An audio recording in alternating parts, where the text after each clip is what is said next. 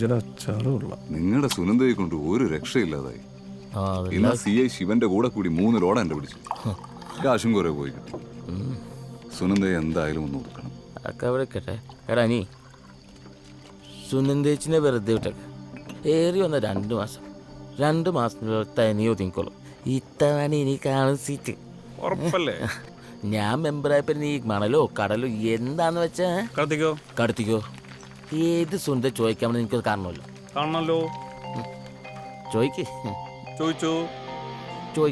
പറയാ.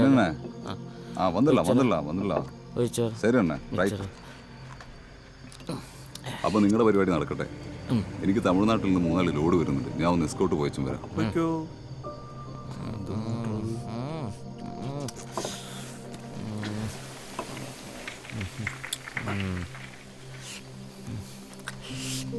മറ്റുള്ളവർ മുമ്പിൽ തലവൊക്കി വെക്കാൻ പറ്റാത്തൊരവസ്ഥ ഉണ്ടാക്കി വെച്ചിട്ട് ആ സുനന്ദ ഒരു മുട്ടിന് ഒരു കൈസായം തന്നെ നീനാഘോഷിയെ പോലും ബ്ലോക്ക് ചെയ്ത്. നമുക്ക് അങ്ങോട്ട് തീർത്താലോ?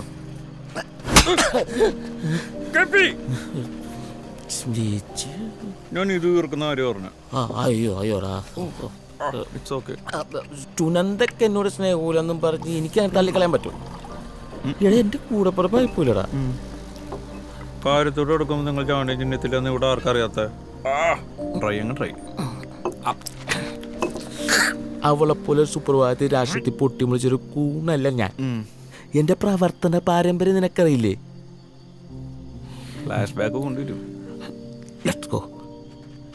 കുറച്ച് ക്ലീശാണ് പക്ഷെ പോവേണ്ടി വരും. പണ്ട് കോളേജിൽ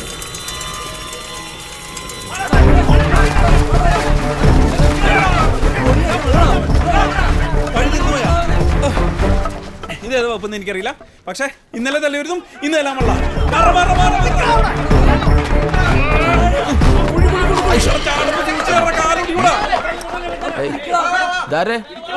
ആരാ കളിക്കുന്നത്? ഹലോ ചേട്ടാ ഇത് കൂടി. ഇത് കൊണ്ടുവന്ന് എന്താ ഇത്? ഇത്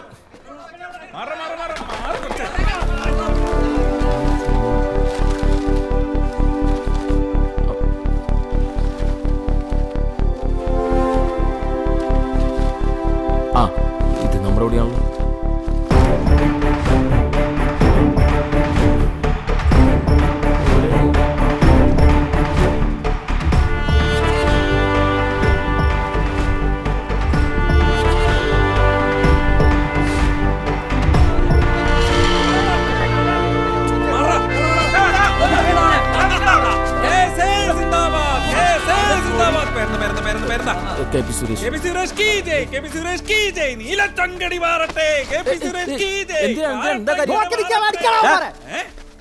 നിർത്തിയേ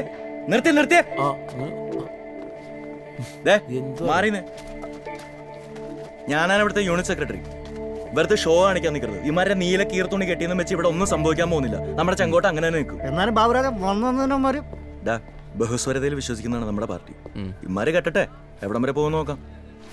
അയ്യോ പ്രിൻസിപ്പൽ തൽക്കാലം പിരിഞ്ഞു പോയിക്കോ.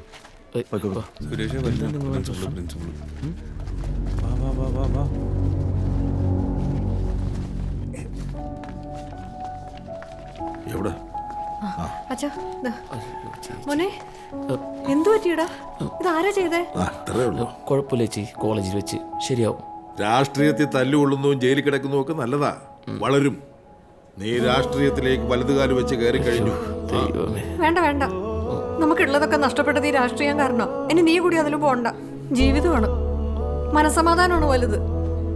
ഇത് ഇന്നത്തോടെ നിർത്തിക്കോണം. സമരമാണോ? കൊടികെട്ടിയതിനായിരുന്നല്ലേ? ഞാൻ അച്ഛനെ വിളിച്ചു പറഞ്ഞു. ഇപ്പൊ എങ്ങനെയുണ്ട്? നല്ല ഭംഗിയുണ്ട് കാണാൻ. ഇതിവിടെ തൂക്കിയിടുന്നല്ലേ അളിയോ? സുഖല്ലേ?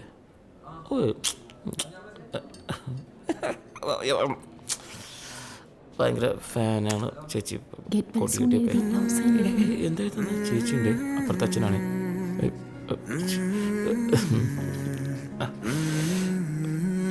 ഓട്ടോഗ്രാഫാന്ന് തോന്നുന്നു ചേച്ചി.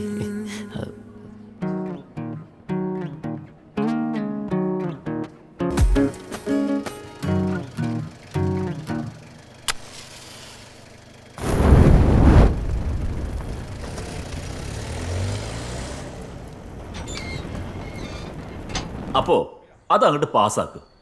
തൽക്കാലം സുരേഷ് ഊത്തും പി പി ആയിട്ട് വീട്ടിലിരിക്കണം. നോക്കാം. ഞാനൊന്ന് മൂത്രം ഒഴിച്ചിട്ട് വരാം.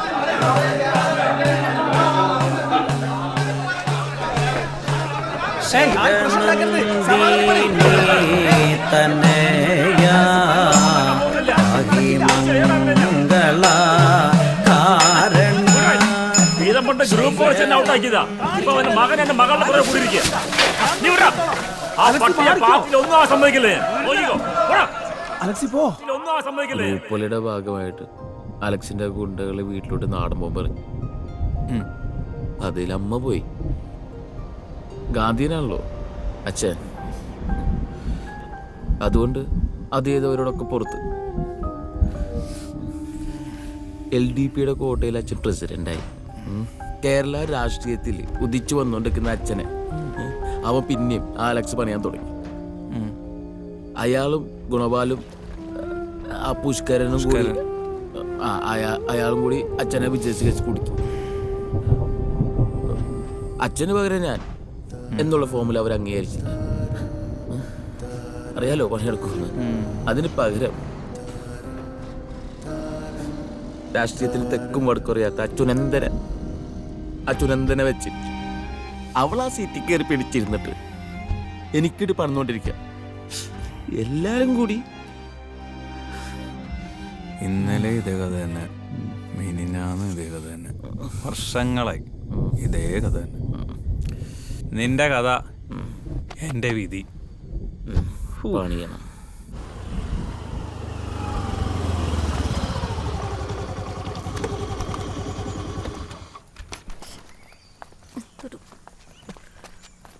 അക്ഷരം പോലും അറിയില്ല. രാധന്റെ കൈയക്ഷരം.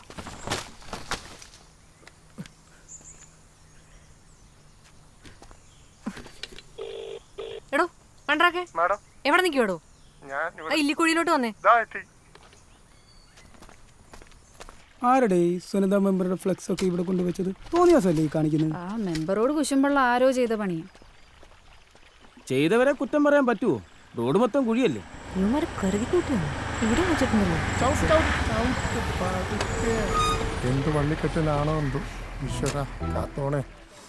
എന്തിനാ മാഡം വിളിച്ചത്? എടോ തന്നോട് ഞാൻ എത്ര കാലമായി പറയുന്നു റോഡ് ശരിയാക്കാൻ. ഈ കുഴിയെല്ലാം എണ്ണി അടച്ചില്ലെങ്കിൽ തന്റെ ലൈസൻസ് കെട്ടിയത് ഞാൻ കരിമ്പട്ടികയെ പെടുത്തുവേ. ഒറ്റ ബില്ല് ഞാൻ പാസ്സാക്കത്തില്ല പഞ്ചായത്തിൽ. മാഡം എനിക്കൊന്നും മനസ്സിലാവുന്നില്ല. ഓ ആക്ടിങ് ശരിയാണ്, ശരിയാണ്. മാഡം ഒരു 1000 ടൈംസ് പറഞ്ഞിട്ടുണ്ട്. മാഡം ചതിക്കരുത്. എന്റെ ലോൺ, എന്റെ JCB, എന്റെ ടിപ്പർ, എന്റെ കരിമ്പട്ടിക. ആക്ടിങ് കറക്റ്റ് അല്ലേ മാഡം?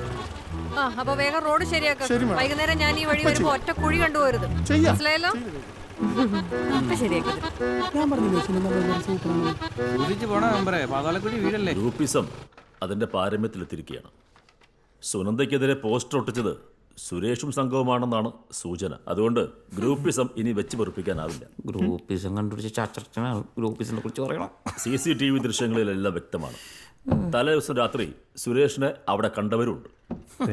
മര്യാദക്ക് സ്ട്രീറ്റ് ലൈറ്റ് പോലും ഇല്ലാത്ത ഗ്രാമത്തിലാണ്. എന്റെ വീട്ടിലുണ്ടല്ലോ CCTV. കോങ്കോയിലിരുന്ന് അതിയാണ് എല്ലാം കാണാം. എന്തൊക്കെയായാലും തെരഞ്ഞെടുപ്പെടുത്ത ഈ വേളയിൽ സുനന്ദയുടെ സമയോചിതമായ ഇടപെടൽ വലിയൊരു നാണക്കേടിൽ നിന്നും പാർട്ടി രക്ഷിച്ചിട്ടുണ്ട്.